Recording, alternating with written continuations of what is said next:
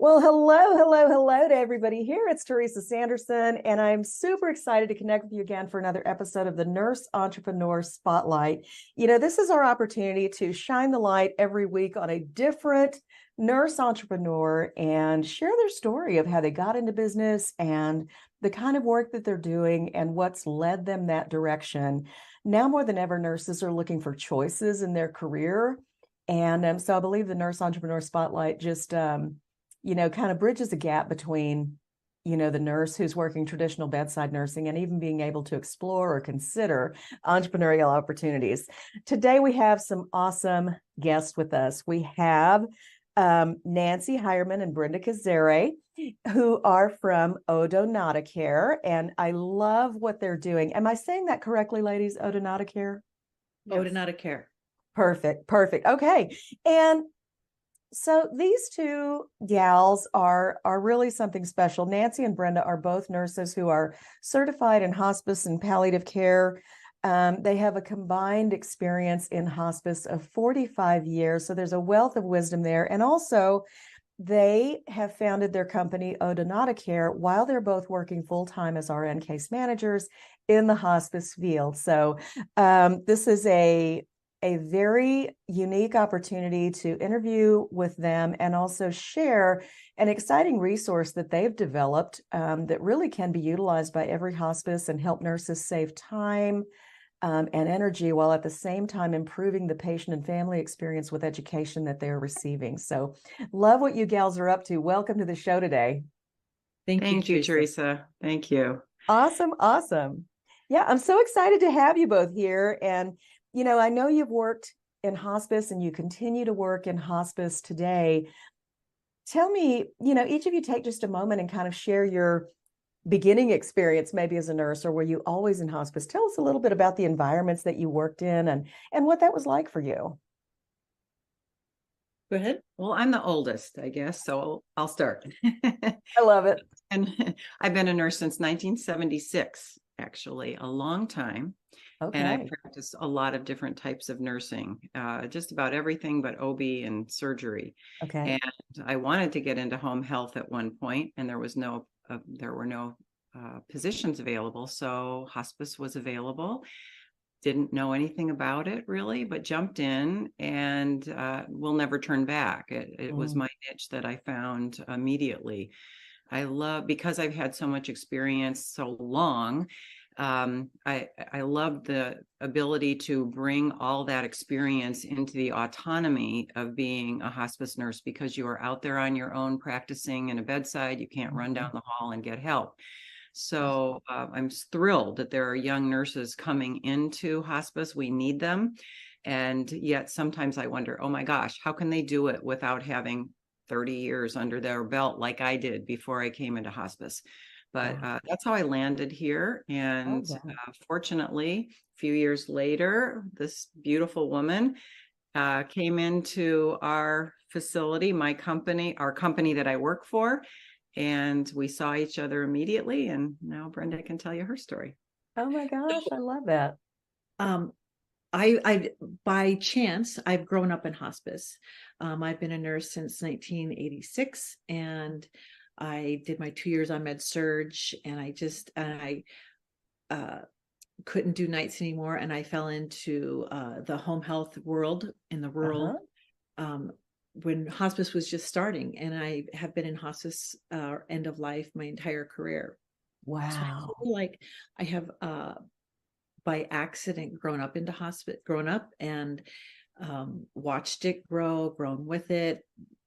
When the whole palliative wave came through, and we didn't even know what the word meant. So right. I have this level of comfort with the whole dying process. And I've been so fortunate to have so many good mentors.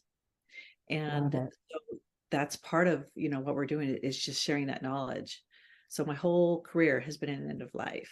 Wow. That's incredible for both of you. And I just, you both know that hospice is very near and dear to my heart as well. And something that it's kind of like when you land in it, it's either for you or it's not, I think. And for those of us who feel like it's really for us, there's no pulling you out of there. Right. I It's just, agree. As an yeah. example, one of my best friends was a spectacular nurse, well, she's retired, and she was a cardiac specialist, and she decided to come into hospice. And after a year and a half of beating herself up, she had to leave it because Yeah. she just wasn't a hospice nurse. She needed to Yeah. fix things. Yeah. She couldn't let go. And so I think you're exactly right. You either fit into hospice or you don't. And, Yeah. we find our niche.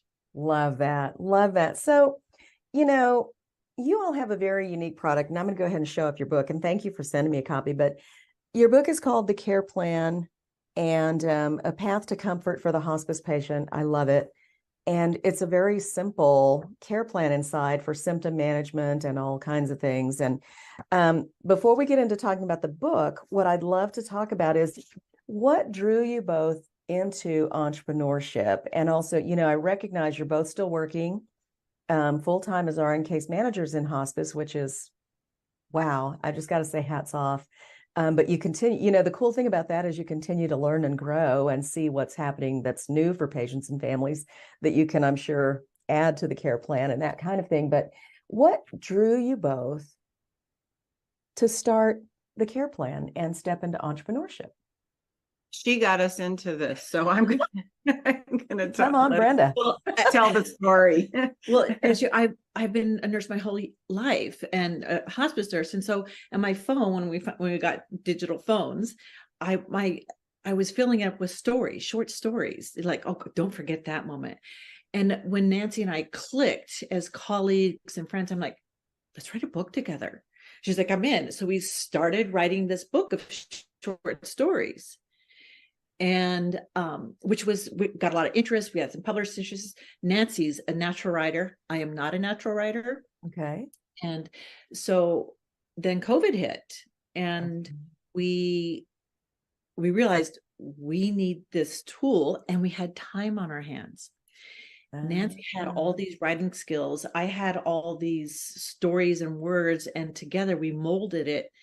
And we thought we'd take a weekend at the beach and, write up this booklet. We did one symptom secretions. So yeah, it really worked out so beautifully, because I think we both realized during COVID, when we sat down to write the booklet, what's really needed. I mean, it was wonderful writing our stories and chicken soup for the soul kind of examples of stories and hospice. But what we really needed also was what we created, because the time spent at the bedside, we do not have the time to do all the education, write down all the instructions. Right. And Brenda has the heart. She just has the heart of bring in the heart of hospice. And I'm really good at writing cookbooks. So I already had lots of cookbook templates that I used in my own charting. So we started to build from that. And that's how it started out, just to serve ourselves and our clients. And our first version looked like we cooked it up in our kitchen, which we did. Right. It just, yeah. And the thing is Nancy and I have been mentoring nurses for years. We also teach little nursing students at the college. And so we spend so much time in instruction. Yeah. And so we weren't looking to go into business and be entrepreneurs. I am not a natural entrepreneur. We wrote our practice into a book. And what we ended up writing, we didn't even realize was a care plan. Yeah. And then it's kind of snowballed into this needs to get out there. And even when we get in our way, somebody shows up and says, hey, we got to get this out here. Yeah. Sure. Incredible. The CEO of the California Hospice and Palliative Care, Sheila Clark, was the first one who picked our booklet up and said, oh my gosh, this is the CAPS scores. This is what all the CAPS scores are written for. And we went, CAPS scores? What are those? We didn't even know. We were just, just love it. So we go and look at the CAP scores, and indeed it does meet all the requirements or the educational information that is asked about in the CAP scores. And that's when we started to realize, oh, maybe there's a business here. And I have to tell you, we have one funny story that probably continued our ability to get into business. First of all, we decided, oh, we're going to get into business. Oh boy. And we have a friend who's an attorney. So he helped us come up with our bylaws and all that kind of thing. And then we get our first booklet and we get it published. We built how many printed, and then we did research. We didn't know how to do it. We just, looked up a whole bunch of hospices and sent out an email to just random hospices and booklets. Send them a booklet. Yeah. Wow. And the first email, we got an order for 1,000 booklets, and we looked at each other and went, oh, piece of cake. Oh my gosh, we're going to be rich. Everybody's going to get what they need. Oh. And I don't think we had an order like that again for 2 or 3 years, but wow. it was, we feel like at every step we have gotten what we needed to take the next step.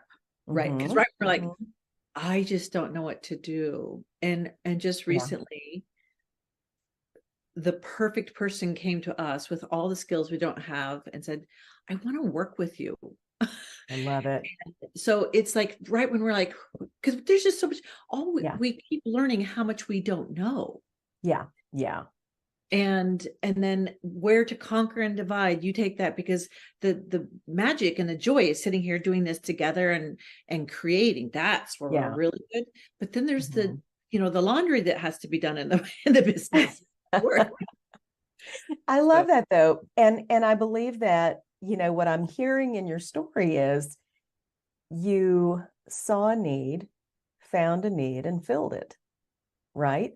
You saw a need for having more structure around the care plan, even a way to, and in my mind, what I'm looking at when I look at your booklet is this is a great way to precept new team members as well, because they learn, oh, here's the essentials of how do we manage nausea and vomiting? How do we manage shortness of breath? How do we manage all of these things? Well, here's all the steps. And this just makes it so much simpler. And my own personal philosophy around hospice was that as far as patients and families go, the biggest goal is to demystify what's around the next corner, right? If I can share with you in a meaningful way what could be coming next and not have it hit you like a ton of bricks and you be totally unprepared for it, then I've done my work well, right? That was always my thing. If you can, and the patients and families would come, and you've seen it as well, I'm sure, when they'd say, it's just what you said, it was going to go this way or that way, and that's what happened, and that's, I think, the level of detail that you've built into this is really going to allow that to happen. But I love too that you had someone say, this is CAP scores. That's huge. That's huge. So you found a need and filled it, and you're still working in what you love. That's amazing. That's amazing. So today, tell me a little bit about, for people who buy the book or are in your circle as clients, how do you serve them today? How has this kind of morphed into where you are today? Go ahead. Oh, okay. Well, as you mentioned just before, the new nurse that's coming into, there's a lot of nurses that have lots of skills and they've worked in other fields of nursing, but they haven't worked with end of life. Right. And so if their hospice uses our booklet, it is the centerpiece for every single patient. So it comes in the admission packet so that the nurse is able to begin that pathway with a clear center path that's educating the family and individualizing that care plan right from the start.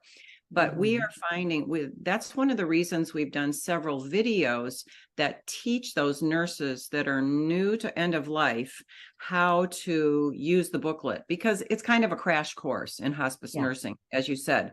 And so we do have both a 30-minute and a 2-hour video that is like a crash course in hospice nursing. You're already a nurse.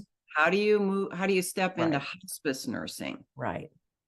And I just want to point out, it is really hard for a nurse who is new to end of life care to be out there in the field on your own, when somebody is gurgling, you don't know how to manage that. It's a very lonely place. Yeah. And we know how rapidly hospice is growing. And so I think that booklet was written for our families, but we have found that it's nurses and other hospice individuals who really need that information to get going. Yeah. And the videos we kind of fell into that too. We literally had a chair stacked up in my kitchen on a stool with the phone, like, and I love it. Yeah. And and we had no idea that the brief change video was going to have 2 million hits. But it's because that information is needed. When you don't know how to do that in the middle of the night, it's overwhelming. And so we didn't. I'm not a YouTuber or even social media, but and then Nancy took this YouTube, put it on there, and it's exploded. Yeah. Yeah. That's incredible. That's incredible. And you asked about the clients. So if they're using our booklet, we're saving them money in the sense that their nurses are spending less time writing. It's more efficient. The patients are being served with a more individualized care plan. And if they just save one after hours call or visit, that's a huge monetary saving, because that family can open up the booklet and say, oh, she told me to do this, or, oh, I don't know how to do that, but I can watch the video. So it's really, that's how we're trying to serve our clients, our patients through the client, and also by improving their bottom line. Yeah. I mean, you take I love that $3 booklet and turn it and save one after hour call. Actually, it's $4 booklet, but you save one after hours call. Look at the savings of not only time, money, empowerment for families. Right. And I have to believe that, when we speak pain points of the hospice administrators, hospice owners, have to believe that those improved patient and family satisfaction scores are, those are naturally going to improve as well, because they're going to feel more supported and more empowered. So it's a win-win-win all the way around. This is amazing what you're doing. So tell me, I want to chat a little bit about, you all are in a unique spot, and I love that you're sharing your story of growing your business while you're both working full time.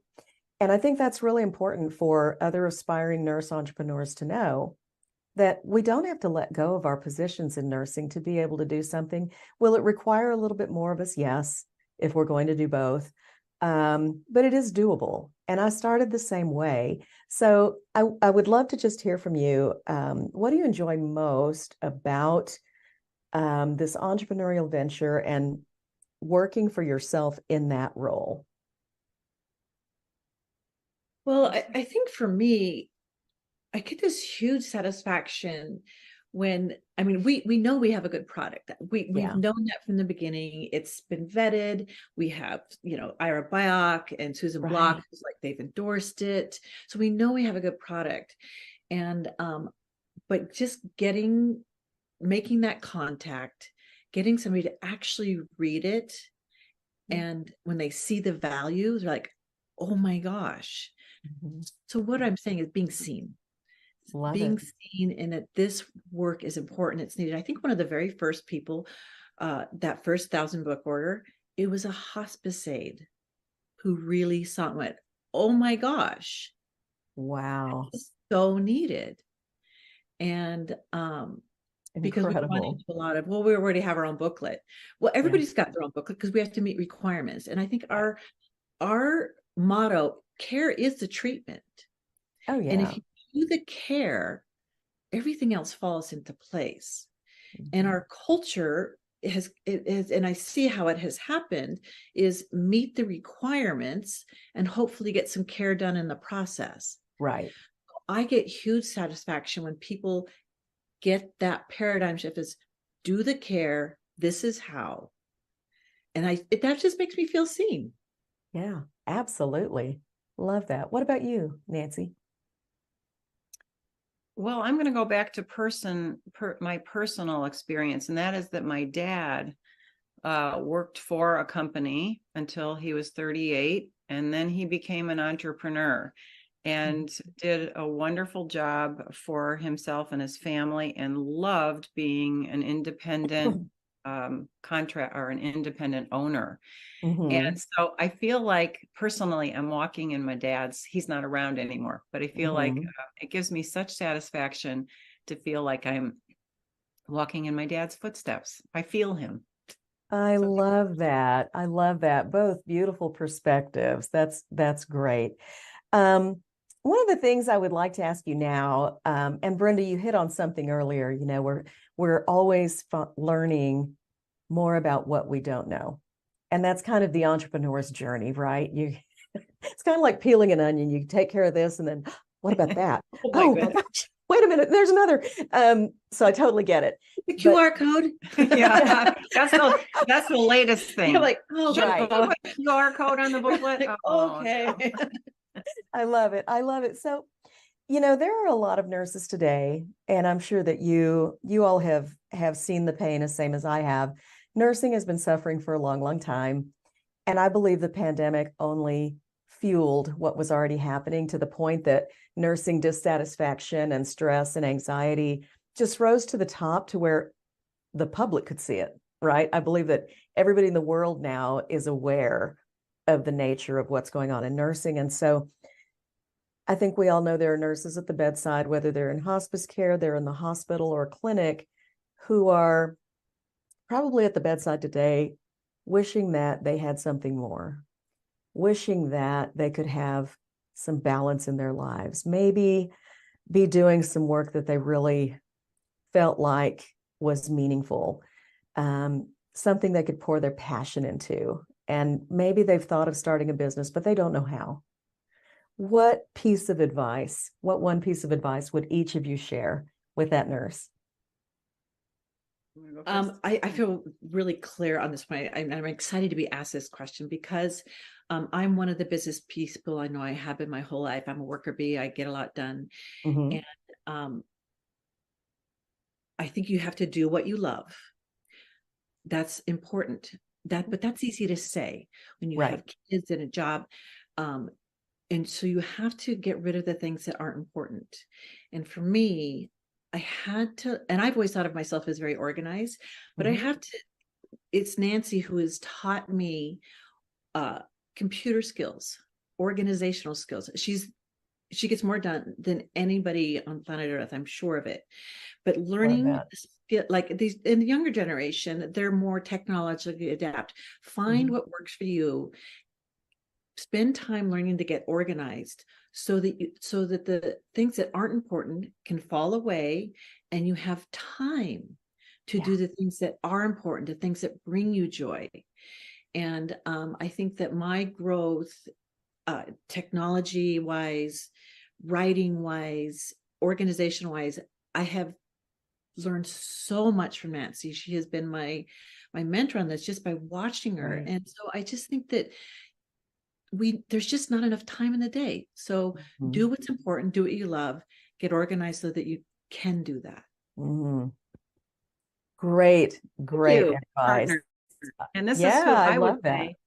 I was going to say, if I had gone first, it's finding someone to work with that you respect, admire, love.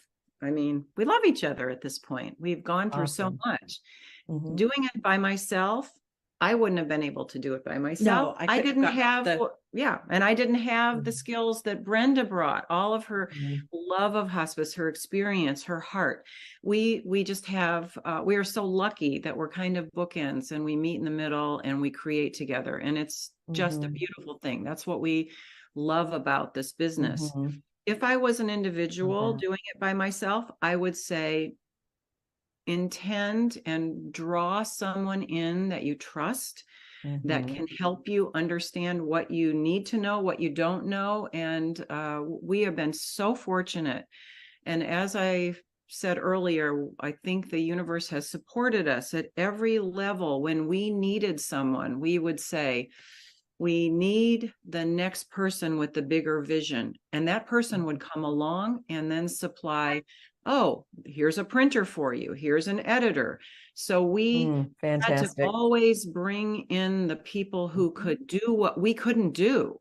Right. And recently, as Brenda said, we were like, oh my gosh, we need help with social media. We need something. We're not sure, but and all of a sudden that person came forward and said, I really want to work with you. And now we're running to keep up with her. Is as a individual with the business and the friendship, I've grown but its growing pains are difficult. Right. Learning how to communicate, learning how to share. I mean, and it goes back to the beginning of nurses taking care of nurses, women taking care of women. And one of my favorite saying is, we queens straighten each other's crowns. And trust me, my crown falls off all the time. I love that. So, what I'm hearing in your story is a couple things, and I'm going to go back to find a need and fill it first, because I think it's so simple. Your business is a great example of finding a need and filling it. For me, working in nursing continuing ed as a consultant and helping other people do the same, I just started answering a lot of questions that people had. How do I add CE credit to my courses? And lo and behold, I figured out I knew something that not many people knew. And, so I found a need and filled it. And so it starts with something so simple. But the other thing I want to bring forward from what you all said is look for support. Build your support system and allow other people to support you with their strengths. And that's a huge piece, because I think when we step into entrepreneurship, we feel like we need to know everything.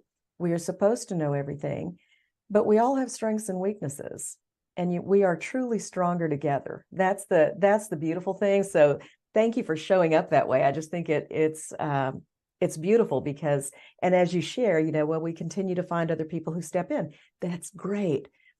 And that, from my spirituality, the old song, we are many parts, we are all one body. Where would, the head be without the hands, the heart without the stomach? We can't exist in that kind of space. So love what you're sharing. As we wind up today, what I'd love to do is give you both the next few minutes to share with our audience how they can connect with you, how they can learn more about the book, the care plan, and that kind of thing. So the floor is yours, ladies. You want to start there? Okay.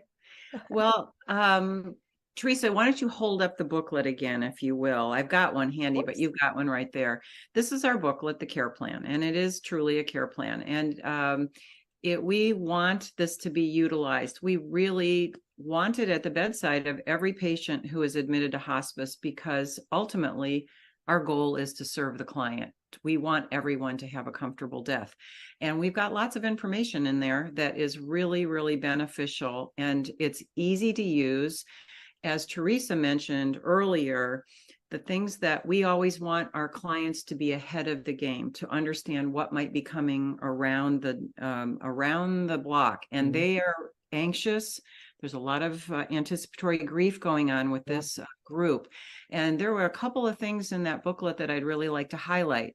There's a page on how much time is left, about the dying body. That page is so very important to our clients. And oftentimes we will give them homework as to read the last page on transitional care, because your mom's getting closer to entering into transition.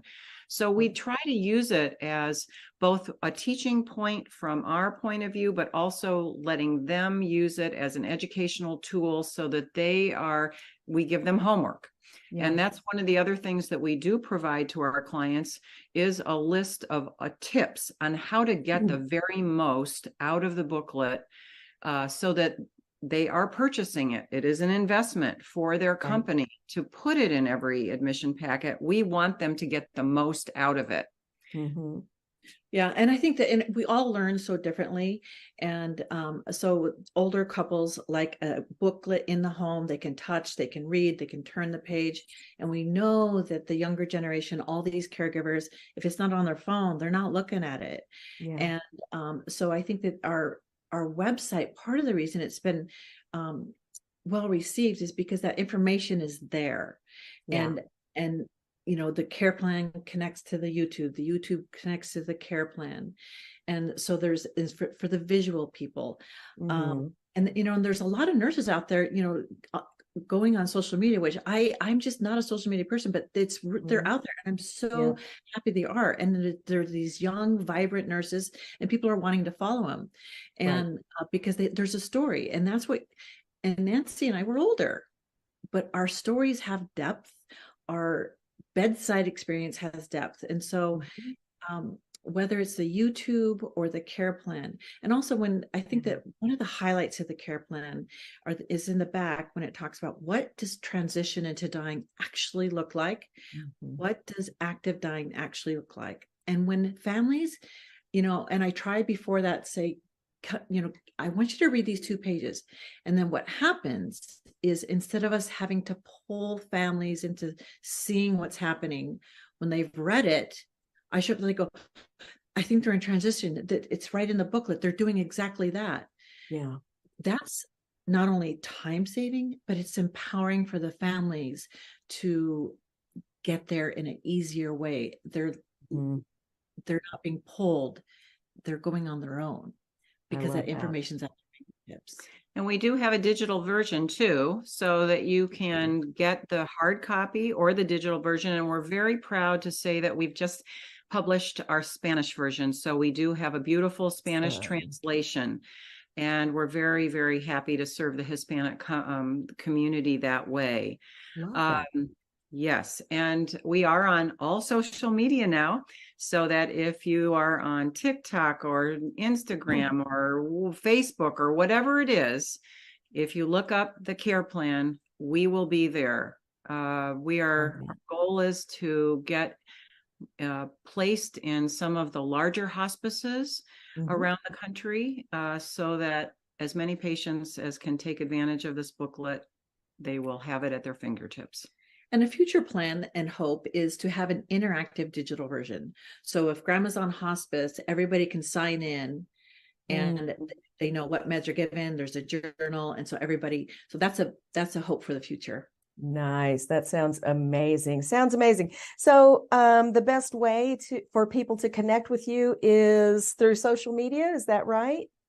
They can just go to our website, thecareplan.net, Okay. or look up the care plan on any social media and look for the care plan related to hospice, of course. Mhm. And we do have a very vibrant YouTube site that Awesome. is very easy to find. Yeah, I think that's first or second. When you type in the care plan on YouTube, it pops right up.